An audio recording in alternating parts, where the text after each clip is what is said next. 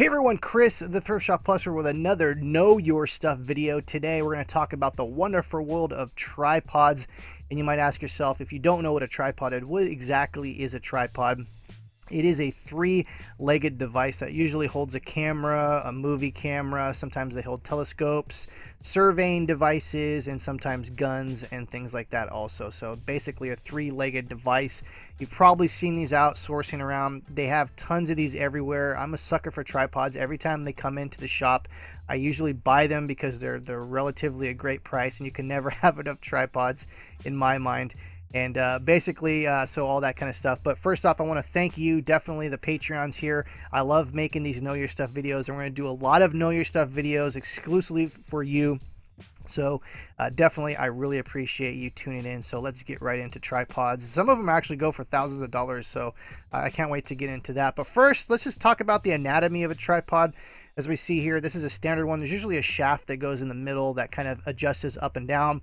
Three legs, of course. Now, usually there's about three kind of extender poles that come out. So if you're going to buy these, just make sure the little latches there on the bottom where the legs are work and you know, work properly and everything. But if you do find one of the super expensive ones, it's not going to matter if it's broken. You're still going to get crazy money for that. And we're going to go into that in just a second. But there's also that handle there on the top that you can swivel back and forth. Now there's locking mechanisms on the top there, like kind of like latches and kind of turn switches and things. So if it's stuck, it's usually you have to unscrew one of those knobs and it'll come loose. That it's basically, those knobs are to kind of, if you're going to be doing camera work, especially something that you're recording over a long period of time, you need to have, you know, a tripod that's going to stay still, and those lock, so it's not necessarily broken if you find them.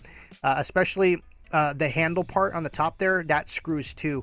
So once you unscrew that, lefty loosey, righty tighty. So lefty loosey will actually help you move certain things. Some of them have levels on there, as you can see this one does. And sometimes they also have attachments that go on the top that you can attach to your camera, so you can take a camera off and on fairly easily. So that's pretty much the makeup of a tripod. And you can see this this photo of one that looks like fully extended with the three legs coming out. And so, like I said, if you ever find these, definitely test them out and make sure they work, because, you know, if you're going to sell these, of course, they're going to work. Now, I will say, I've dealt with tripods for many, many years, and it's rare to find tripods that are broken. So 95% of the tripods I've ever seen have worked flawlessly. They might have condition issues because they've been in a garage, they got dust on them. Some of them can rust if they're old enough. I know some old telescope ones that rust. So other than condition, for the most part, it's rare to find a tripod that's broken. So there's that. So if we go to tripods and we go look at the very top of the line sold stuff, we got an O'Connor tripod here, $8,000. O'Connor's one of the top brands, and we're going to get into that in a second.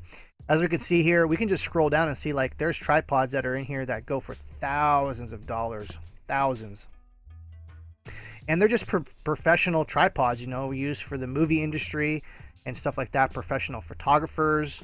But mostly, you know, a lot of these things are fluid mounts, you know, so that you can, when you're trying to get a shot, it's not janky. It's going to be fluid movement if you're trying to get a shot like that. And so the first brand I look out for is Slatcher. I always have a hard time saying this name. It's Slatcher. That's what it is. And if you search there, I don't know why that didn't come up here. Satchler. It's like a weird thing because there's like a CH and a T in there, so it's like Satchler. Anyways, that's probably ingrained in your brain now, just for me messing up the name. But definitely look out for this brand. There's two super top of the line brands. This is the first one. Like I said, it's a Satchler. And you can basically tell what they are. I mean, they just look like super beefy tripods. They're not like those cheap janky ones. And of course, let me show you what the logo looks like on here. It's usually on the side. Where is it? There it is, right there. As you see, it says Satchler Company.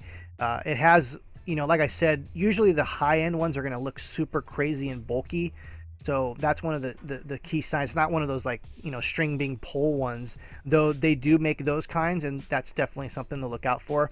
But it's usually the crazier, bulkier ones to look out for.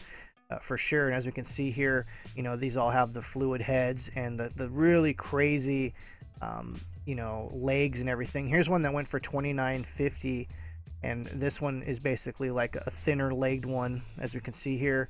And you know, it'll say Slatchler right there on the side, Germany, of course. That's why it's got the crazy name that I can't pronounce.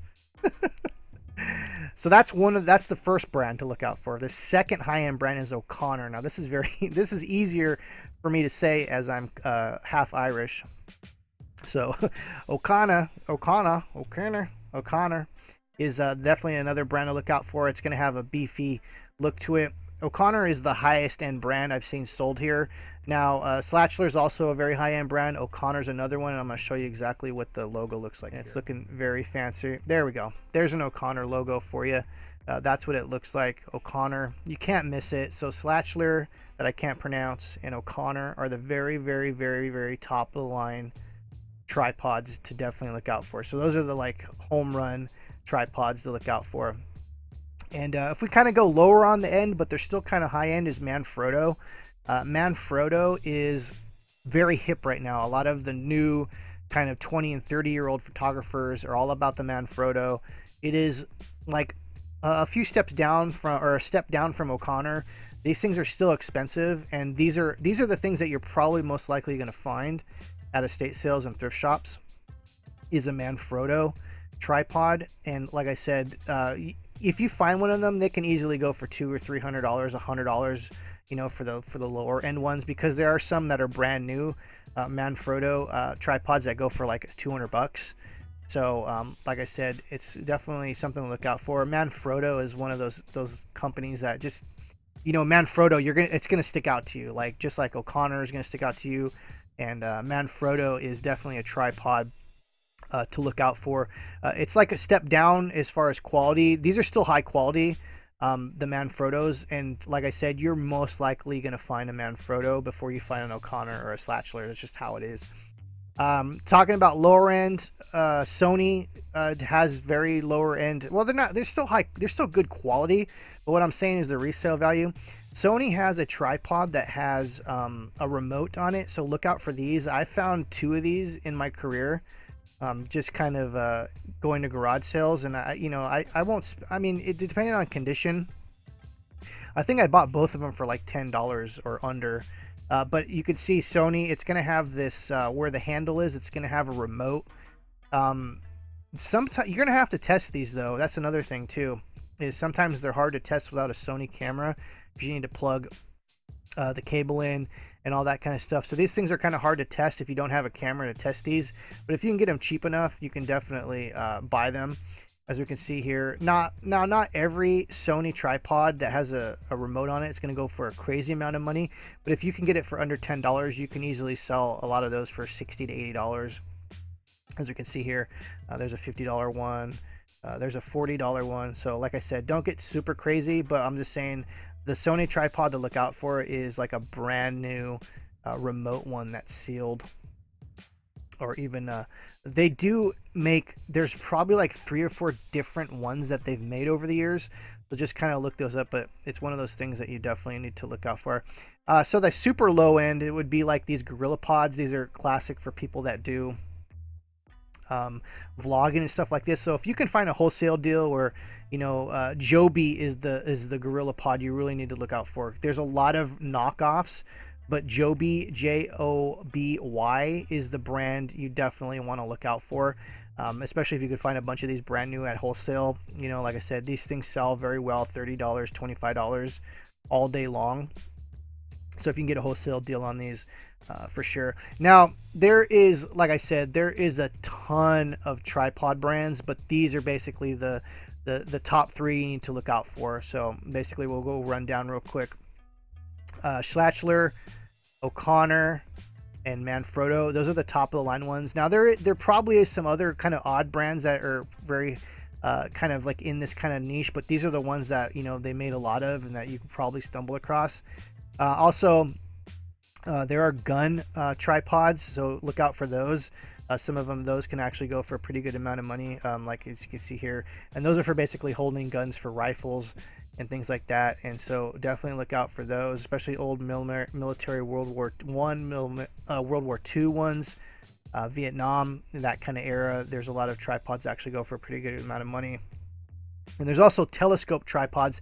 We didn't get into that, but basically, you know, look all those up for sure, and that should definitely help you. You know, when we look into worth point, as we can see here, sometimes these ancient Chinese bowls and stuff like this are called tripods too. So just if you're trying to search and you see, oh, why is all this Asian art coming up, look out for that. And also as a bonus item, if you ever see the word Carl Zeiss, that's Zeiss, definitely look those up, because Carl Zeiss does a lot of lenses. Some of the lenses that he does is very high end. This one happens to be a periscope binocular from Carl Zeiss. It's basically like the lens, the glass that's in there is Carl Zeiss.